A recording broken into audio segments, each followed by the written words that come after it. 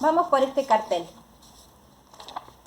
Dice, contradicciones, coincidentia oppositorum o coincidencia de opuestos, Marie, esto lo voy a dejar para la clase que viene, para la semana que viene. Valoración del inconsciente, la intuición, los estados alterados, las facultades místicas, todo lo que es brujería, brujos, saberes que no se sabe de dónde provienen, visiones, fantasmas, más allá, cartas de tarot. Todas esas artes adivinatorias van a entrar dentro de la configuración del espíritu romántico. Pero esto ya lo expliqué.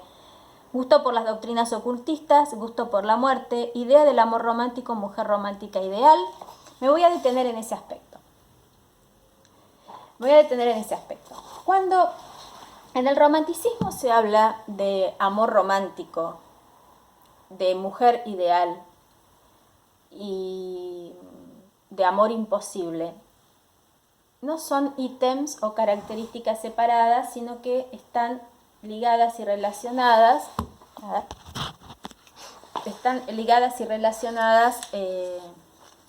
por una conexión de causa-efecto. Y quiero explicarles de qué se trata.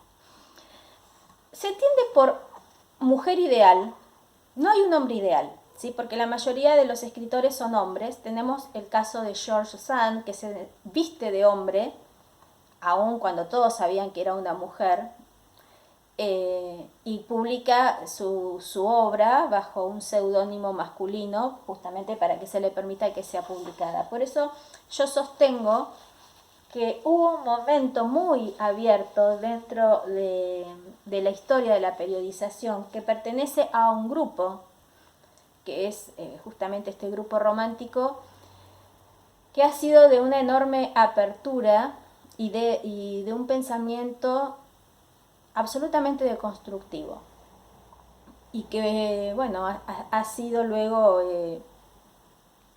replegado, censurado, obstaculizado por los movimientos y por las estéticas que continuaron. Pero si uno busca en la literatura romántica, va a encontrarse, y de esto quiero hablar con el ideal de la mujer romántica, con una deconstrucción del paradigma femenino que se venía arrastrando, por lo menos para no remitirme a la antigüedad, muy claramente desde la Edad Media sobre todo.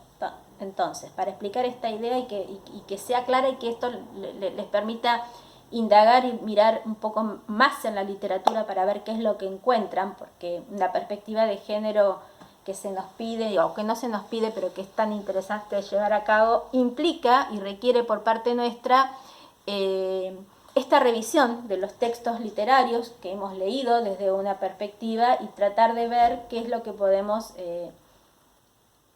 encontrar que nos resulte de utilidad, incluso para revisar cuáles han sido los alcances de este periodo, de este movimiento. La mujer ideal y no el hombre ideal, decía, porque la mayoría de los escritores fueron varones, o adherían a un género masculino. Ahora, lo ideal es lo contrario de lo real.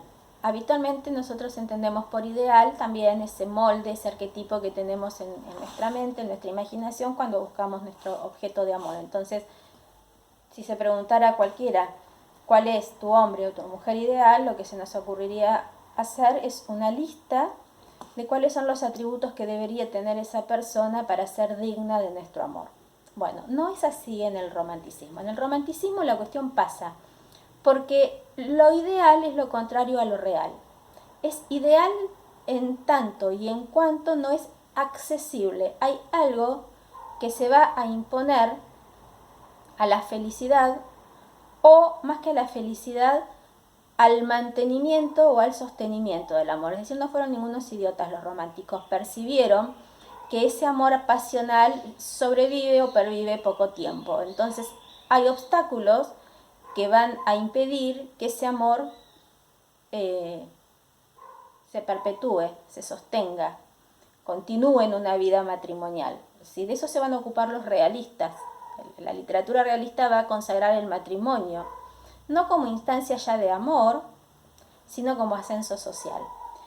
Mientras que el matrimonio en los románticos no es el momento de la felicidad o de la consagración del amor. El amor tiene su consagración en la efervescencia pasional, en el encuentro sexual, en el deseo perpetuo por ese otro objeto amoroso. Y ese deseo se mantiene vivo, o vamos a encontrar en cada texto literario sus motivaciones, ¿no? Pero uno de ellos es por la imposibilidad, o porque la mujer es vampiro, o porque en el caso de Carlota está comprometida o prometida con otro, o porque la muerte la arrebata, o porque alguien malo, como los novios de Manzoni, los separa y no les permite estar juntos, porque es una ilusión, porque solamente la puede encontrar en sueños, porque se casó con otro, como en el caso de Mercedes en el Conde de Montecristo, porque hay traición, bueno, y puedo continuar, ¿no?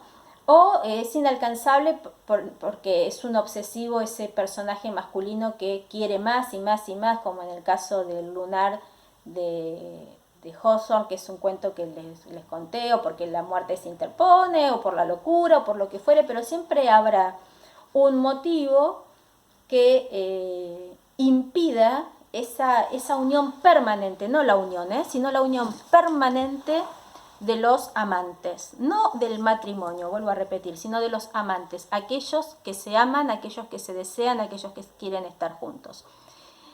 Entonces, esta idealización pasa por ese lado, ¿sí? Una mujer ideal es una mujer no real, y al mismo tiempo es una mujer que se instala dentro del juego dicotómico, contradictorio, pero también complementario de los dualismos. La Edad Media nos había presentado una doble posibilidad, la Edad Media, el Maleus Maleficarum, el Canon Episcopi, bueno, todos los relatos, o mejor dicho, todos los estudios que provienen de la patrística. Las mujeres son vistas o consideradas de acuerdo a una doble perspectiva, una buena y una mala, ¿sí? O virgen o puta. Entendiéndose por bruja, es decir, por puta, incluso aquella mujer que era más fiel a su marido que a Dios. Eso llegó a decir San Jerónimo, por ejemplo. Esa cosmovisión de una imposición de sentido muy fuerte que viene desde la Edad Media, los románticos la van a deconstruir. Una y otra es la dualidad posible de complementarse o diversificarse, pero que tienen que ver con el ideal de la mujer.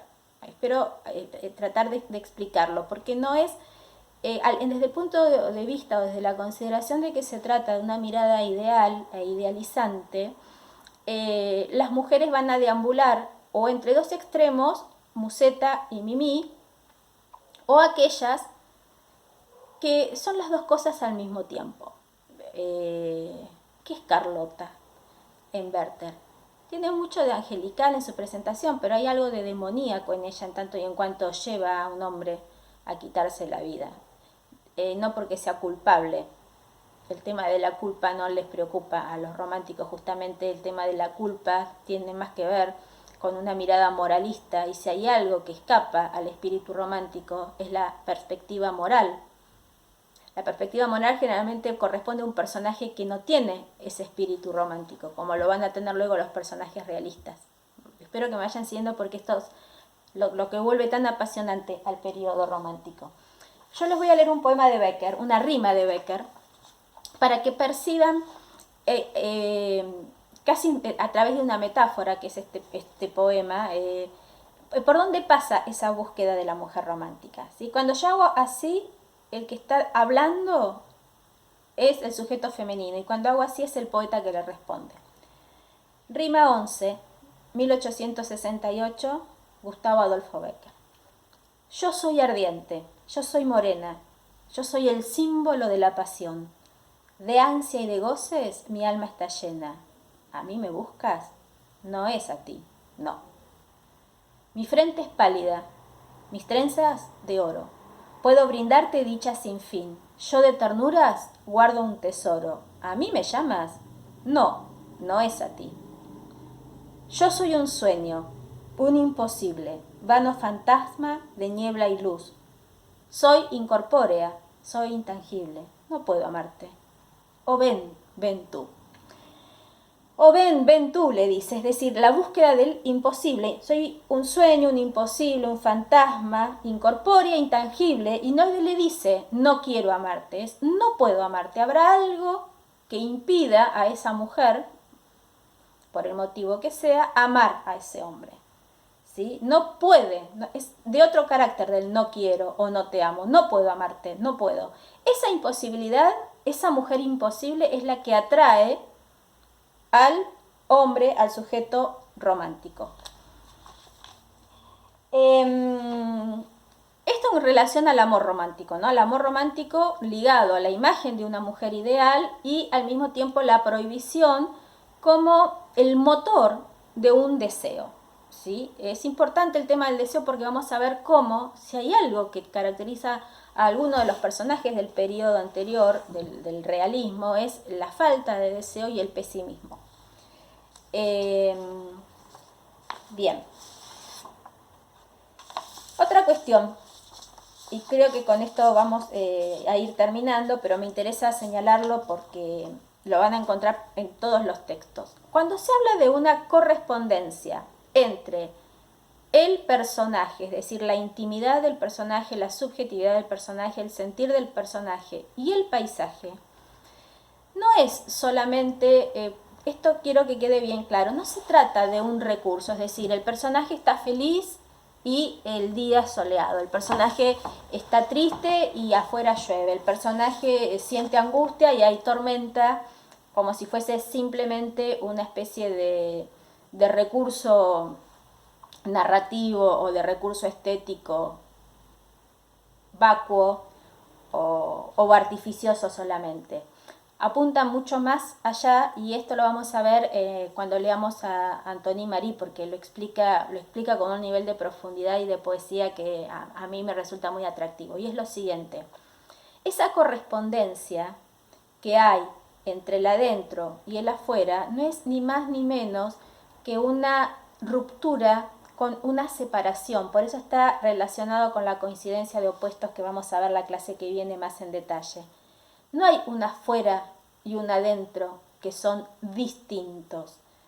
El adentro y el afuera son un continuum porque la naturaleza es una sola y el sujeto forma parte de esa naturaleza. Entonces, como el sujeto con su subjetividad, su individualidad, sus sentimientos, no es algo ajeno a la naturaleza, una manera, sí, como recurso estético, es decir, como artificio, para demostrar algo que subyace en el fondo y es mucho más profundo, interesante y complejo, se recurre a esta concordancia entre el espacio exterior y el espacio interior, porque el espacio exterior y el espacio interior no son cosas diferentes, porque en términos de la filosofía de Derrida se está deconstruyendo el adentro y el afuera. No hay un adentro y hay un afuera. Hay una naturaleza que es continua y es única. Y esto también tiene que ver con la búsqueda del absoluto. Ese absoluto al que tiende el espíritu romántico no se puede definir. Empecemos por eso. ¿Qué es el absoluto? Es el todo. ¿Qué es el todo? Es el adentro, el afuera, el amor, el universo.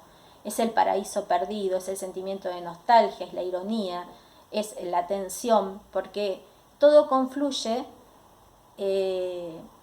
digamos, en este punto, que es un sentimiento de pérdida que habla de un sujeto atravesado, lastimado, herido, agujereado, que busca completar su deseo a partir de la aventura, en el caso de las novelas de aventuras, el amor, en el caso de estos textos apasionados que nosotros vamos a ver, pero no son las únicas historias o los únicos textos románticos, para suturar o saciar un poco de esa sed de desesperanza y de agujereamiento y de vacío, aún sabiendo que eso no va a alcanzarse, ese deseo no va a saciarse, el movimiento hacia el absoluto no se detiene. Ese movimiento hacia el absoluto es el espíritu romántico. Eso es el espíritu romántico. ¿Sí? Y me quedaría por decir estas cuestiones. Y ya terminamos.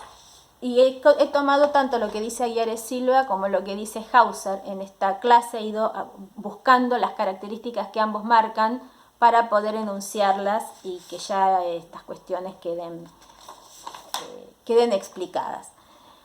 Es un momento en que Europa está conformando y consolidando sus naciones, es decir, hay un nuevo mapa geográfico, ideológico, político, en historia, relacionado o que da como resultado la conformación de las distintas naciones. Una nación, para poder constituirse como tal, debe tener, además de, bueno, todas las cuestiones políticas que hacen falta, también aquellas cuestiones simbólicas que ayudan a construir o constituir una identidad nacional. Entonces se van creando o se van restituyendo los diferentes folclores. Entonces el folclore va a aparecer con una fuerza inaudita hasta el momento, la búsqueda de ese folclore y la aseveración de ese folclore en cada una de las naciones. Por lo tanto, va a dar espacio a la creación de leyendas y también a los cuentos tradicionales. De ahí que los cuentos de Grimm,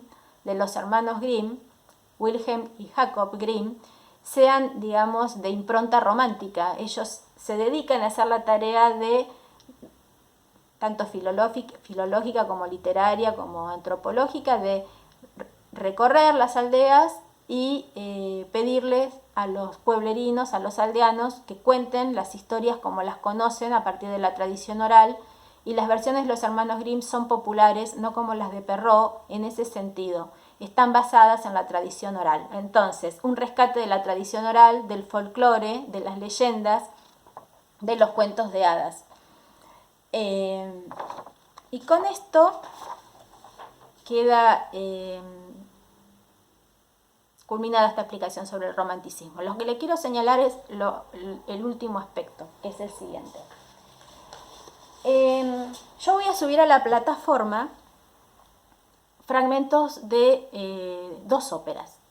Una es las que acabo de mencionar. Voy a subir un fragmento o dos de la Bohème, uno perteneciente a Musetta y otro perteneciente a Mimi, para que vean cómo cada una de ellas representa, aquí sí, en forma polarizada, esta dualidad de la naturaleza femenina. Mimi, angelical, casta, pura, inocente, e incluso la muerte de Mimi tiene que ver por proteger a Rodolfo de la tuberculosis que la aqueja, y entonces Rodolfo se enoja con ella y al último momento se enoja que ella lo hizo por el bien de él, porque tiene mucho de melodrama y de telenovela luego, Entonces acude a pedirle perdón en el momento en que Mimi muere, final de la Bohème.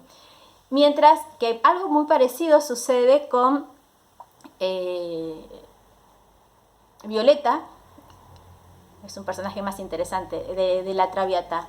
Ella comienza siendo una extraviada, es decir, una mujer que se presta al juego del amor, a la seducción, al vivir de los hombres, a no enamorarse, a brindar, hasta que se enamora de Rodolfo, no, de Alfredo. Y cuando se enamora, lo que siente es una sensación muy extraña de que el amor se apropiara de ella, que estaba predestinada a no hacerlo nunca. Y también da su vida por él, y también muere de tuberculosis. Y Musetta de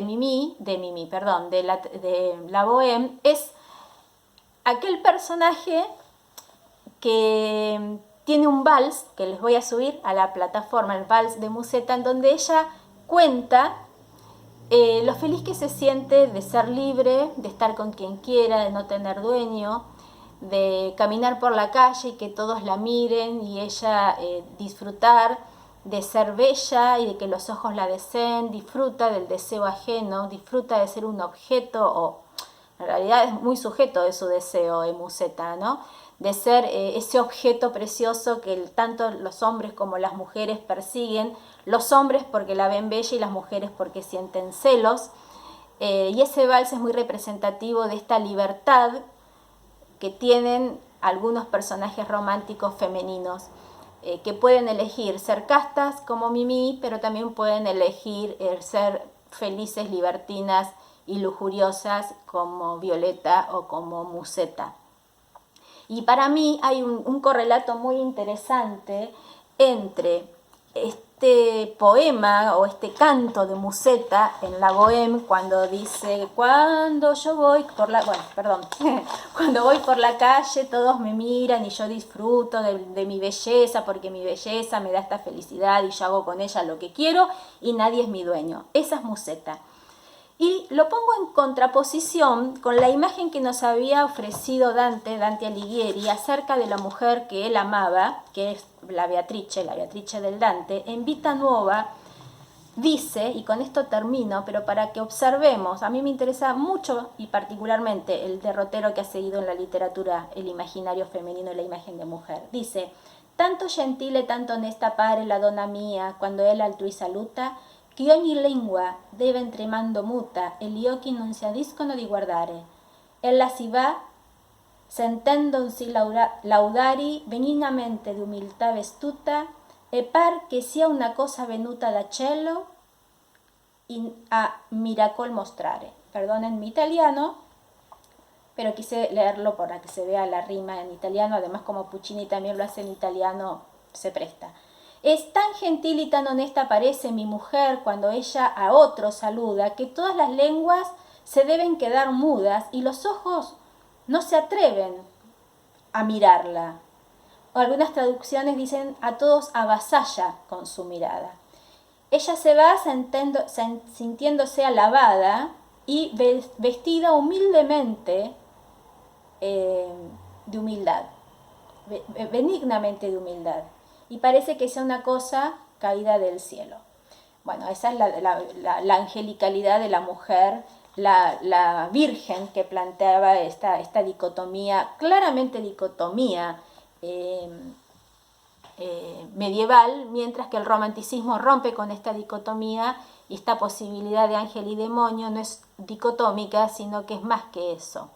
Establece la zona de encuentro entre las múltiples posibilidades y ninguna de ellas, digamos, sería mejor que otra, porque lo que no hay es categorización moral dentro del espíritu romántico. Bien, creo que con esto he culminado. Lo que les pido es que lean Carmila de Sheridan Le Fanu, porque el próximo encuentro va a tener que ver con ese texto y nosotros veremos si mañana, viernes, nos podemos encontrar en la plataforma para que hagan consultas acerca de estos videos. Mi interés es que jueves y viernes no sea una repetición de lo mismo, sino que podamos también complementarlo. Gracias.